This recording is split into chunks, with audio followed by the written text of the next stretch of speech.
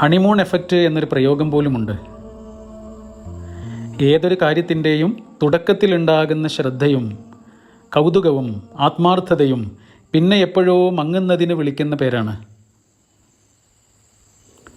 ആഗ്രഹിച്ച് കിട്ടിയ ജോലിയിൽ, പദവിയിൽ, ജീവിത പങ്കാളിയിൽ, സൗകര്യങ്ങളിൽ. Honeymoon effect. അടുപ്പത്തിൻ്റെ മടുപ്പ് വരാതെ വിലപ്പെട്ട ബന്ധത്തെ നമുക്കെങ്ങനെ പരിപാലിക്കാൻ സാധിച്ചു?